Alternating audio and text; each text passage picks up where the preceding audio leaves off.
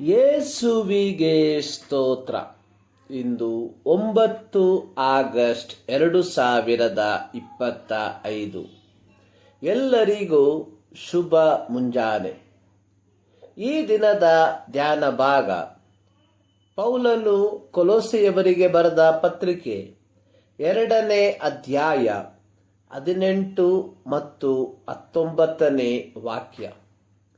ಕೆಲವರು ಅತಿ ವಿನಯದಲ್ಲಿಯೂ ದೇವದೂತರ ಪೂಜೆಯಲ್ಲಿಯೂ ಆಸಕ್ತರಾಗಿದ್ದಾರೆ. ತಮಗೆ ದರ್ಶನಗಳಾದವೆಂದು ಕೊಚ್ಚಿಕೊಳ್ಳುತ್ತಾರೆ ಮತ್ತು ಪ್ರಾಪಂಚಿಕ ಬುದ್ಧಿಯಿಂದ ನಿರಾಧಾರವಾಗಿ ಉಬ್ಬಿಕೊಂಡಿದ್ದಾರೆ.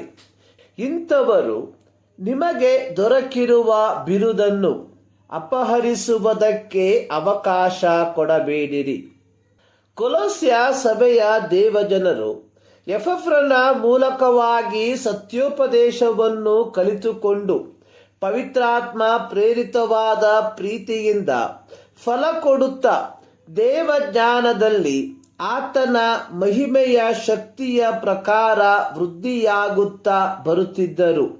ಹೀಗಿರುವಲ್ಲಿ ಕೆಲವು ನಿರ್ದಿಷ್ಟ ಪಂಥದವರು ಅಥವಾ ವ್ಯಕ್ತಿಗಳು ಯಥಾರ್ಥವಾದ ಸುವಾರ್ತೆಗೆ ವ್ಯತಿರಿಕ್ತವಾದ ಬೋಧನೆಗಳೊಂದಿಗೆ ಕೊಲೊಸ್ಸೆ ಪಟ್ಟಣವನ್ನು ಪ್ರವೇಶಿಸಿ ತಮ್ಮದೇ ಆದ ತತ್ವಜ್ಞಾನಗಳನ್ನು ಬೋಧಿಸುವುದಕ್ಕೆ ಆರಂಭಿಸಿದರು.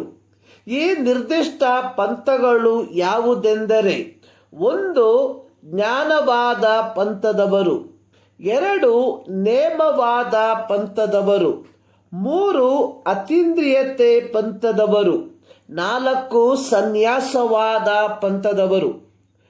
ಜ್ಞಾನವಾದ ಪಂಥದ ಬೋಧನೆ ನೇಮವಾದ ಪಂಥದ ಬೋಧನೆಗಳೊಂದಿಗೆ ಅತೀಂದ್ರಿಯತೆ ಪಂಥದವರ ಬೋಧನೆಯೂ ಸಹ ಕೊಲೊಸ್ಸೆ ಸಭೆಯ ದೇವಜನರನ್ನು ಗಲಿಬಿಲಿ ಪಡಿಸುವಂಥದ್ದಾಗಿತ್ತು.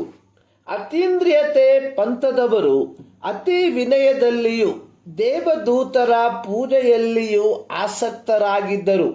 ಈ ಪಂಥದವರು ಕ್ರಿಸ್ತ ಯೇಸುವೆಂಬ ಜೀವದ ಮೂಲದಿಂದ ಸಂಪೂರ್ಣವಾಗಿ ದೂರ ಹೋದವರಾಗಿದ್ದರು. ಈ ಪಂಥದವರು ತಮಗೆ ವಿಶೇಷ ದರ್ಶನಗಳಾಗಿವೆ ಎಂದು ಬಡಾಯಿ ಕೊಚ್ಚಿಕೊಳ್ಳುವವರಾಗಿ ತಮ್ಮನ್ನು ತಾವೇ ಶ್ರೇಷ್ಠರೆಂದು ತೋರ್ಪಡಿಸಿಕೊಳ್ಳುತ್ತಾ ಕೊಲೊಸ್ಸೆ ಸಭೆಯ ಜನರನ್ನು ವಂಚಿಸುವವರಾಗಿದ್ದರು.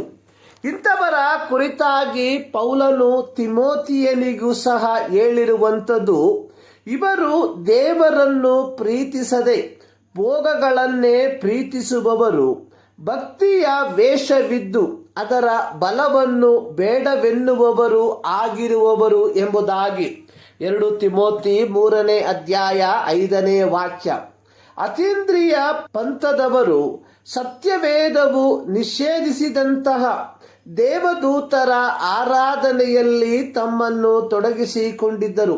ವಿಮೋಚನಕಾಂಡ 20ನೇ ಅಧ್ಯಾಯದ 4ನೇ ವಾಕ್ಯದಲ್ಲಿ ಯೆಹೋವನು ಹೇಳಿರುವಂಥದ್ದು: ಆಕಾಶದಲ್ಲಾಗಲಿ ಭೂಮಿಯಲ್ಲಾಗಲಿ ಭೂಮಿಯ ಕೆಳಗಣ ನೀರಿನಲ್ಲಾಗಲಿ ಇರುವ ಯಾವುದರ ರೂಪವನ್ನು ಮಾಡಿಕೊಳ್ಳಬಾರದು, ಅವುಗಳಿಗೆ ಅಡ್ಡ ಬೀಳಲು ಬಾರದು, ಪೂಜೆ ಮಾಡಲು ಬಾರದು.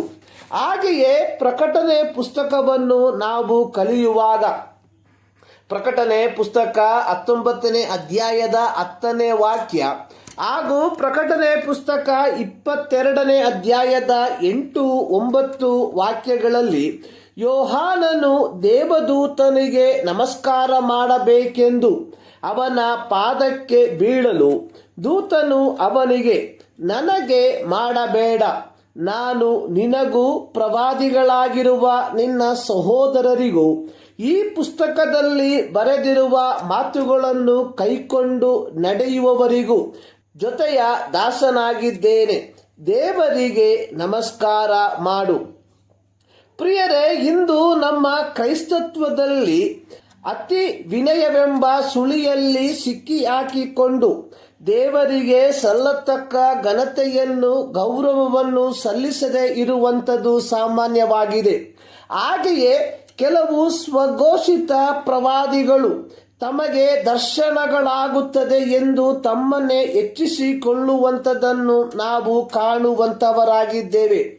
ಯೇಸು ಕ್ರಿಸ್ತನೆಂಬ ಶಿರಸ್ಸಿನಲ್ಲಿ ಇಂಥವರಿಗೆ ಯಾವ ಹೊಂದಿಕೆಯೂ ಇಲ್ಲವಿರಲಾಗಿ ನಾವು ಇಂತಹ ದುರ್ಬೋಧಕರ ಸುಳಿಯಲ್ಲಿ ಸಿಕ್ಕಿ ಹಾಕಿಕೊಂಡು ಕೃಪೆಯ ಮೂಲಕ ಹೊಂದಿಕೊಂಡಿರುವ ರಕ್ಷಣೆಯನ್ನು ನಷ್ಟಪಡಿಸಿಕೊಳ್ಳದೆ ಇರುವಂಥದ್ದು ನಮ್ಮ ಕರ್ತವ್ಯವಾಗಿರಲಿ. ಈ ಮುಂಜಾನೆಯಲ್ಲಿ ಸರ್ವಶಕ್ತನಾದ ದೇವರು ಈ ಮಾತುಗಳ ಮೂಲಕ ನಿಮ್ಮನ್ನು ಆಶೀರ್ವದಿಸಲಿ.